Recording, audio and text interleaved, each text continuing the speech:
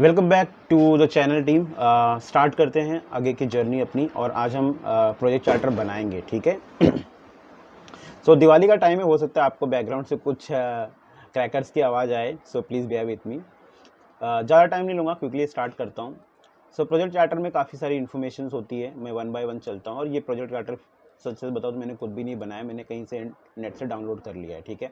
Purpose ये है कि आपको एक जनरल अंडरस्टैंडिंग मिले कि प्रोजेक्ट चार्टर दिखता कैसे। ठीक है। जब आप प्रोजेक्ट चार्टर बनाना स्टार्ट करोगे तो आपको इन्फॉर्मेशन स्क्रैच से फिलअप करनी है, लेकिन आप इसके लिए अपने क्वालिटी डिपार्टमेंट को अप्रोच करोगे, उनको बोलोगे कि भैया मेरे को ना हमारे कंपनी में जो प्रोजेक्ट चार्टर यूज़ होता है ना वो दे दो। ठीक है। सो कुछ इन्फॉर्मेशन जो इंपॉर्टेंट है वो मैं आपको बताता हूँ, और मैं क्या करूँगा, मैं इसको ग्रीन करते चलता हूँ यार। तो देखो, प्रोजेक्ट नेम, ये इन्फॉर्मेशन बहुत इंपॉर्टेंट है। आपके प्रोजेक्ट का नाम होना चाहिए, क्यों? इसी नाम से सब लोग जानेंगे, पहचानेंगे कि हाँ ये बंदा इस प्रोजेक्ट पे काम कर रहा है। प्रोजेक्ट स्पॉन्सर बहुत इंपॉर्टेंट बंदा होता है। ये क्यों इंपॉर्टेंट होता है? क्योंकि ये प्रोजेक्ट को स्पॉन्सर कर रहा है, ये प्रोजेक्ट को चलाने के लिए जो कॉस्ट है ना, ये बंदा उसको सैंक्शन कर रहा है। अगर आपने बोला है कि मुझे उसको करने के लिए 10 बंदों की ज़रूरत है, तो वो 10 बंदों का जो खर्चा है ना, वो ये देने वाला है। ओके, तो इसको आपको याद रखना है कि आपका स्पॉन्सर कौन है। ठीक। प्रोजेक्ट मैनेजर आपका प्रोजेक्ट मैनेजर है, जो आपके प्रोजेक्ट को डायरेक्टली मैनेज करने वाला है। राइट। देन जो इंपॉर्टेंट चीज़ है वो ये है, ठीक है, कि आपकी एक्सपेक्टेड सेविंग क्या है और आपका एस्टिमेटेड कॉस्ट क्या है। कॉस्ट मतलब क्या है यार, कोई धंधे में कितना पैसा डाल रहे हो, 100 रुपये डाल रहे हो, 150 रुपया कमा रहे हो, तो 150 आपका एक्सपेक्टेड सेविंग हो गया, और आपका जो धंधे में पैसा डाला है 100 रुपया, वो आपका कॉस्ट हो गया। सिंपल सा हिसाब है। देन ये दो बंदे आपको पता करने ही करने हैं। ठीक है। आपको अपने क्वालिटी डिपार्टमेंट से पूछना है कि हमारे कंपनी में भाई ग्रीन बेल्ट सर्टिफाइड बंदा कौन है और ब्लैक बेल्ट सर्टिफाइड बंदा कौन है, 6 sigma green belt and 6 sigma black belt. क्योंकि ये बंदे एक्सपर्ट होते हैं प्रोजेक्ट को इम्प्रूवमेंट, प्रोजेक्ट को लॉन्च करने के लिए और एंड टू एंड एग्जीक्यूट करने के लिए। यही बंदे आपको हेल्प करेंगे जब इनिशियली आप अपना बिजनेस केस बना रहे होगे। ठीक है। वहाँ पे काफ़ी सारी हाइपोथेसिस टेस्टिंग करनी पड़ती है, ये लोग आपको हेल्प करेंगे हाइपोथेसिस टेस्टिंग करने के लिए, डेटा कोलेक्ट करने के लिए, डेटा से इंसाइट जनरेट करने के लिए, और क्या आपको ये प्रोजेक्ट आगे चलाना चाहिए या नहीं चलाना चाहिए, उसमें जो गो और नो गो डिसीजन होता है, ये भी बंदे यही हेल्प करेंगे आपको वो डिसीजन लेने के लिए। ठीक है। सो जो मैंने चीज़ें ग्रीन में दिखाई है team, pay attention to it and make sure that you have information about these green highlighted things. Okay, next बढ़ते हैं। हाँ यार ठीक है यार, प्रॉब्लम इश्यूज तो अपने को बताना ही था, जो मैंने स्टार्टिंग में बताया था कि कौन सी प्रॉब्लम थी जिसको सॉल्व करने के लिए आपको लगा कि ये मुझे एक प्रोजेक्ट स्टार्ट करना है ना, ये वो चीज़ है। Purpose, why you are doing this project, what is the objective. आप बोल सकते हो हाँ यार, इस प्रोजेक्ट के एंड के बाद, इसको होने के बाद मेरा जो सिस्टम है वो 20% फास्टर हो जाएगा, 50% फास्ट हो जाएगा, वगैरह वगैरह। हमारे कस्टमर जो है वो 10% और इंक्रीज़ हो जाएंगे, कस्टमर सेटिस्फैक्शन इंक्रीज़ हो जाएगा, वगैरह वगैरह। Though are the your purpose. Business case मैंने ऑलरेडी बता दिया पिछले वीडियो में, अगर आपने नहीं देखा है तो please go back and see. Business case के लिए मैंने एक स्पेसिफिक मैंने वीडियो बना रखा है, ठीक है, वो देख लीजिए। Goals, detail of goal you will achieve, वो सारी चीज़ें आप यहाँ पे लिख दो। डिलीवरेबल्स क्या है, what you will be achieving in different milestones, अब वो सारी चीज़ें आपको यहाँ पे एंटर करनी है। सी, अगर आपके पास सारी 100% डिटेल नहीं है, एक दो मिसिंग भी है ना, कोई बात नहीं है। ठीक है। बिजनेस ऐसे ही चलता है, आपको 100% परफेक्ट होने की ज़रूरत नहीं है स्टार्ट में। ठीक है।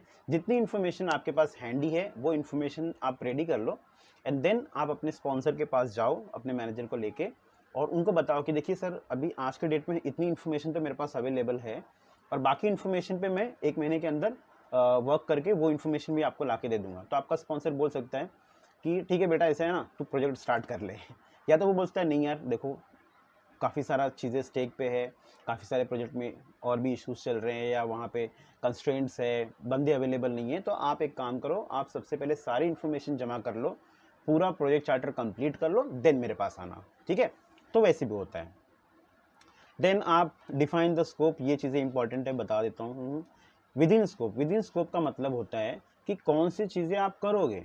फॉर एग्जाम्पल, मैं सिंपल से एग्जाम्पल देता हूँ कि आपके एरिया में कोई आपका डॉक्टर होगा, ठीक है, आपका फैमिली डॉक्टर, उसके लिए कुछ चीज़ें इन स्कोप है, कुछ चीज़ें आउट ऑफ स्कोप है। फॉर एग्जाम्पल, खुदा ना खास्ता अगर किसी बंदे को लेट से हार्ट अटैक आ गया, राइट, वो चीज़ उस बंदे के लिए आउट ऑफ स्कोप है। हालांकि वो भी डॉक्टर है, वो उसकी दवा दे सकता है, लेकिन वो नहीं छुएगा उसे, क्यों? क्योंकि क्रिटिकल चीज़ है, उसके लिए आउट ऑफ स्कोप है, उसके एक्सपर्ट एरिया के बाहर की चीज़ है, उसे नहीं करना है वो चीज़, राइट? तो जो चीज़ें आप करते हो, आपको करना है, वो चीज़ें आपके लिए इन स्कोप है। जो चीज़ें आपको नहीं करनी है वो चीज़ें आपके लिए आउट ऑफ स्कोप है फ्रेंड्स, ठीक है? प्लीज़ नोट डाउन, आपके जो भी एक्टिविटीज़ है जो आपको नहीं करनी है, आप उसको क्लियरली यहाँ पे लिख के रखोगे। क्यों? क्योंकि अगर कोई ऐसा आइटम जो आपने as a out of scope mark करके रखा है और आगे चल के आपका कोई स्टेक होल्डर आपको बोलता है कि नहीं भाई ये एक चीज़ है ना, इसको भी आप अपने प्रोजेक्ट में इंक्लूड कर लो, तो उसको हम लोग बोलते हैं स्कोप क्रीप।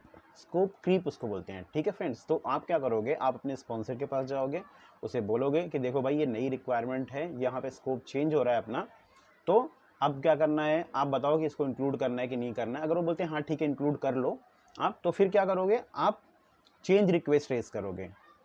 मुझे पता है फ्रेंड, आपको शायद पता नहीं होगा कि चेंज रिक्वेस्ट क्या होता है, सीआर क्या होता है, बट कोई बात नहीं। चेंज रिक्वेस्ट क्या होता है, एक प्रोसेस होता है जिस प्रोसेस के थ्रू कोई भी चेंज जो प्रोजेक्ट में होता है उसको एड्रेस किया जाता है, उसको प्रोजेक्ट के अंदर स्कोप में लाया जाता है, ठीक है? एक फिक्स सेट ऑफ स्टेप्स होते हैं, तो आप वो चेंज रिक्वेस्ट के थ्रू उस जो आइटम था आउट ऑफ स्कोप उसको आप इन स्कोप में ला सकते हो।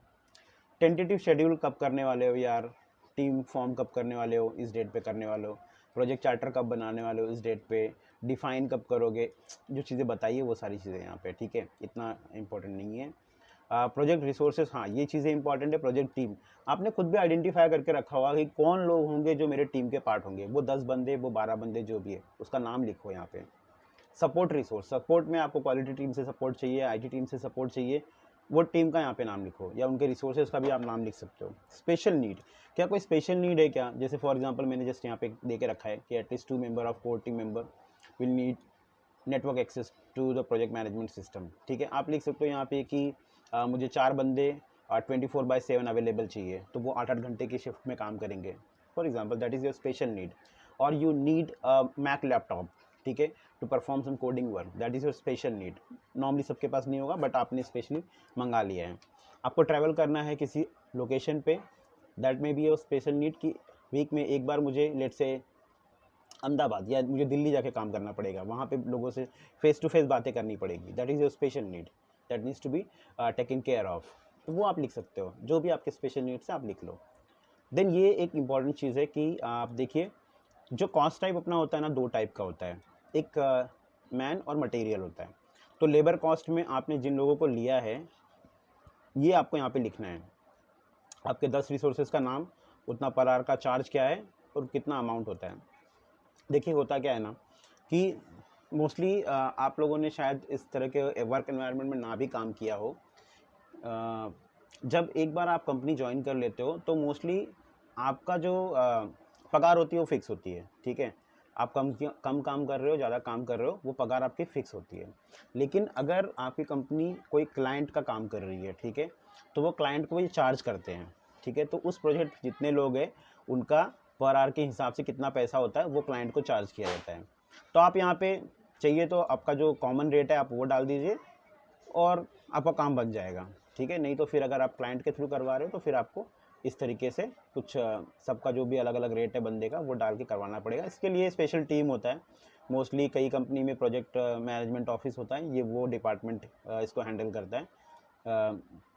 तो यहाँ पे आपको ज़्यादा दिमाग लगाने की ज़रूरत नहीं है, बट हाँ ये चीज़ इंपॉर्टेंट है, ये मेन पॉइंट है, आपको लिखना याद रखना है। मटेरियल में मैंने यहाँ पे लिख दिया मेन फ्रेम कंप्यूटर चाहिए ऑन लीज़, या कुछ और लेट से 10 लैपटॉप लीज़ पे चाहिए, या एक गाड़ी चाहिए एक महीने के लिए लीज़ पे, वगैरह वगैरह, जो भी मटेरियल कॉस्ट है आपके यहाँ पे आप डाल दीजिए, ठीक है? वो आपका यहाँ पे हो जाएगा। Then define the project benefit and customers. Process owner, आपके प्रोसेस को कौन ओन कर रहा है उसका नाम लिखिए यहाँ पे, ठीक है? अगर प्रोसेस में कुछ चेंजेस करने होंगे ना तो ये प्रोसेस ओनर के पास जाएगा, जो मैंने चेंज रिक्वेस्ट की बात की थी, आप उसका वहाँ पे नाम लिखिए। मोस्टली ये जो बंदा है ना, ये आपका ये ग्रीन बेल्ट वाला या ब्लैक बेल्ट वाला ही बंदा होगा, ठीक है? स्टेक होल्डर्स के लिए अलग से मैंने वीडियो बनाया है, आप जाइए वहाँ पे देखिए स्टेक होल्डर्स कैसे आइडेंटिफाई करते हैं, क्या करते हैं, ठीक है? फाइनल कस्टमर, आप किसको बेच रहे हो ये चीज़, गूगल को बेच रहे हो, एप्पल को बेच रहे हो, या किसी अपने इंडियन क्लाइंट को बेच रहे हो, किसी बैंक को बेच रहे हो, वगैरह वगैरह, वो उसका नाम लिखिए। मॉनेटरी बेनिफिट आप लिखिए, इसके अंदर मॉनेटरी बेनिफिट कितना होने वाला है, या नॉन मॉनेटरी बेनिफिट क्या होने वाले, आप वो सारी चीज़ें लिखिए। ठीक है। जैसे यहाँ पे काफ़ी डिटेल में भी दिया हुआ है कि कॉस्ट सेविंग में कितना आ रहा है आपका, ठीक है, एनहांस रेवेन्यू में कितना आ रहा है आपका, ठीक है, और बाकी चीज़ें आप यहाँ पे ये देख सकते हो। Then describe project risk, constraint and assumptions. Risk के बारे में मैंने अलग से वीडियो बनाया, प्लीज़ देखिए वीडियो। कंस्ट्रेंट क्या होता है, जैसे कोई ऐसी चीज़ जो आपके प्रोजेक्ट को कंटिन्यू करने के लिए हाइंड्रेंस हो सकता है, वो कंस्ट्रेंट हो सकता है। जैसे for example 1 person is on leave for 10 days, this is a constraint, ठीक है, 10 दिन तक काम आपका हैम्पर होगा, तो आपको वो लिखना है यहाँ पे। अजम्पशंस, देखिए आपने जब ये बिजनेस केस बनाया, आपको सारी चीज़ें नहीं पता थी एंड टू एंड, राइट। आपने कुछ चीज़ें अज्यूम की कि हाँ, अज्यूम करता हूँ कि ये सिचुएशन है तब ऐसा होगा, तो वो जो अजम्पशंस है आपके, वो आपको यहाँ पे लिखना है। तो फ्रेंड्स, होप आपको प्रोजेक्ट चार्टर क्लियर हो गया होगा, और this was the thing that I wanted to cover for today. Hope आपने वीडियो एंजॉय किया होगा और इससे कुछ सीखा होगा, ठीक है। सीखिए, इम्प्लीमेंट कीजिए, और अपने प्रोजेक्ट में जब आप बात कर रहे हो अपने स्पॉन्सर से, अपने प्रोजेक्ट मैनेजर से, अपने कलीग से, please start using these terminologies, okay, which I am teaching here, and this will give you a better hand when you are talking with your team, ठीक है।